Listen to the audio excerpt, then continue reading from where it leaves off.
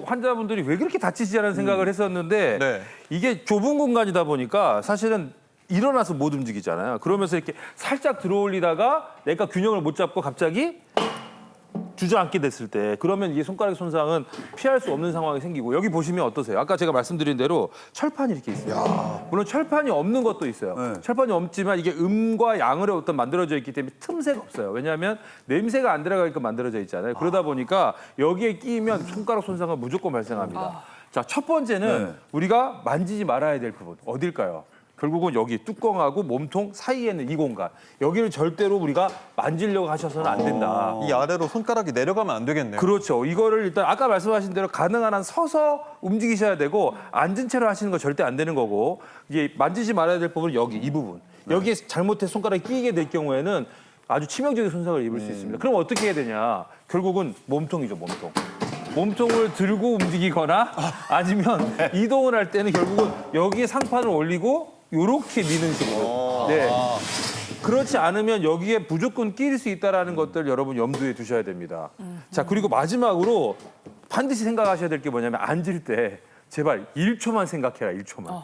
1초 동안만 내가 뭔가 끼인 게 없는지 살펴보실 필요가 있다. 그래서 다 하신 뒤에 1초 정도 생각하시고 자리에 딱 앉는 거. 이렇게만 하시면 아마도 이 중요하고 굉장히 좋은 기능을 갖고 있는 의자를 잘 활용하실 수 있을 것 같습니다.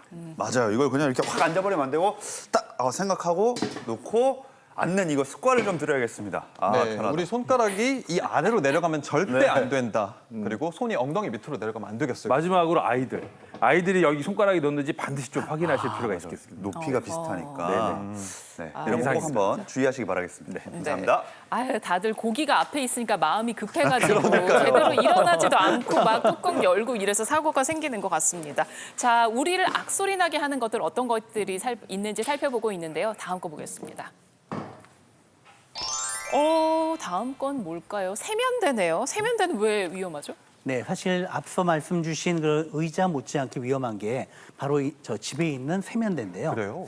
소비자원의 소비자 위해 감시 시스템에 이 세면대와 관련된 사고가 매년 200건 이상 신고가 되거든요. 이게 왜 그러냐면 보통 50% 이상이 여기에 무게 중심을 잡거나 또는 발을 올려서 발을 씻거나 뭐 기대거나 하다가 이게 꺾이거나 파손이 되고 저처럼 떨어져 가지고 생겨야 되는데요. 저게 한 20kg 전후 되거든요. 그러니까 혹시라도 발등에 떨어지게 되면 골절이 되는 거고요. 그다음에 또 깨진 저 날카로운 게 더 흉기잖아요. 저게 어떤 신경이나 혈관을 절단시킬 수도 있다는 거죠. 그래서 굉장히 손상의 위험이 큰 거기 때문에 정말 조심해야 되고 특히 연세 드신 분 같은 경우는 화장실에서 특히 남자분들 이제 소변 보시다가 혈압이 떨어져서 약간 휘청하시거나 실신하는 분들이 있는데 그때 저기를 잡아요. 네. 근데 저희가 사실 굉장히 약하게 고정이 돼 있기 때문에 체중이 실리면 저렇게 떨어져서 더 크게 다칠 수가 있거든요. 그래서 노인분들이 거주하는 집에 있는 화장실에는 안전 손잡이를 따로 만들어 놔서 저 세면대를 짚지 않고 손잡이를 잡도록 하는 게 매우 중요합니다.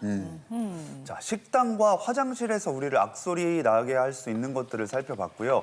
뿐만 아니라 뭐 거실이라든지 집 안방에도 이런 것들이 있다고 합니다. 하나씩 교수님들이 짚어주신다고 하는데 이 정도면 침대 밖을 안 나가야 될 것 같아요. 침대도 위험할 수 있어요. 내려앉으면 어떡해요.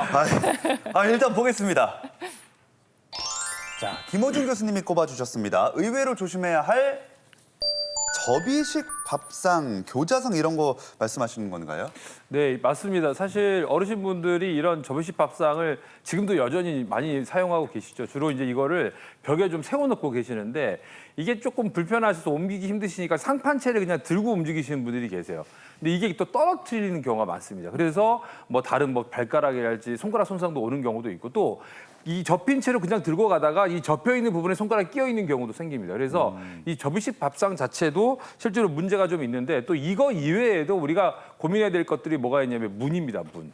그러니까 문. 여러분들이 경첩을 사용하고 있는 이 문. 이런 분들은 대부분 손잡이가 있는 부분에서는 손상이 그렇게 많지는 않아요. 물론 아이들이 장난치다 꽝 닫을 때 그럴 때 이제 손상이 있는 경우가 많지만 대부분은 경첩 부위. 그러니까 접히는 부분, 여기에 손가락이 끼게 됩니다. 아까도 보셨듯이 틈이 굉장히 없어요. 그래서 여기에 손가락이 끼는 순간 이거는 거의 절단에 가까운 상황이 생길 수가 있다. 또 하나가 뭐냐면 여러분 많이 쓰는 리클라이너 같은 거 있죠. 네. 모양이 되게 예쁘잖아요. 이렇게 딱 접혀 있거나 이게 그 늘어져 있으면. 근데 중요한 거는 모양을 예쁘게 만들기 위해서 틈새가 거의 없습니다. 이러다 보니까 여기에도 손가락이 끼일 수가 있고 붙박이장도 굉장히 위험하고 그래서 이런 부분들에 여러분들 손상이 있을 경우에는 틈 자체가 굉장히 없기 때문에 굉장히 심각한 손상으로 이어질 수 있다. 이렇게 생각하시면 좋겠습니다. 네. 자, 이번에는 강재훈 교수님 꼽은 의외 위험한 것 뭘까요? 자, 의외로 조심해야 할 서랍장. 아니, 멀쩡히 서 있는 서랍장이 왜 위험하죠? 네, 저 서랍장이요. 하나만 열면 괜찮은데 위에 걸 두세 개를 한꺼번에 연다든지 또 서랍 안에 들어있는 그런 물건이 위쪽에 더 무거운 게 있을 경우는 서랍을 열 때 이 서랍장이 앞으로 넘어가면서 내 몸을 덮칠 수가 있거든요. 네네. 이 서랍장 말고도 중요한 게 집에 거치대 TV라든지 또 키가 높은 책장이나 좀 냉장고용 그런 수납장 같은 것들도 역시 고정이 정확하게 안 돼 있으면 언제든지 넘어지면서 흉기로 작용을 할 수가 있거든요. 그래서 특히 연세 드신 부모님 계신 집에 자녀분들이 찾아갈 때 한번 집에 있는 여러 가구 중에서 혹시 고정이 잘 안 돼 있거나 쉽게 앞으로 넘어질 수 있는 게 없나를 잘 확인해 보셔야 되고요. 특히 젊은 분이라면 혹시 넘어가더라도 피할 그런 기민한 동작이 가능한데 연세 드신 분들은 그대로 그 밑에 깔리거나 골절 등 손상을 입을 수 있기 때문입니다. 네. 접이식 밥상과 또 서랍장까지 만나봤고요. 다음은 재활의학과 박윤길 교수님의 선택입니다. 자, 뭘 조심해야 할지. 돗자리를 왜 꼽는 거죠? 네, 요즘 같은 여름철에 대자리, 돗자리 많이 이용하시는데요. 문제가 이게 고정이 안 돼 있기 때문에 움직이기 때문에 밟으면 같이 이제 미끄러져서 넘어질 수 있다는 거죠. 그래서 제가 말씀드리고 싶은 거는 움직이는 가구나 물건들은 위험하다 하는 것입니다. 그래서 연세 드신 분들이 균형감이 떨어지니까 어제를 뭐 이렇게 하다가 의자 달린 바퀴 달린 의자라든지 아니면 옷걸이 짚다가 같이 넘어가시는 분들이 꽤 있습니다. 제 환자 중에도 있고요. 그래서 이런 거는 절대로 조심하셔야 되고 차라리 뭐 벽이라든지 고정된 가구를 짚으셔야 되고 또 하나 이제 문턱이 있으니까 그걸 좀 어떻게 방지책을 없애든지 하셔야 되고 요즘 같이 뭐 충전 많이 하는 기구들 때문에 바닥에 전선 깔려 있어요. 이거 빨리 치우셔야 됩니다.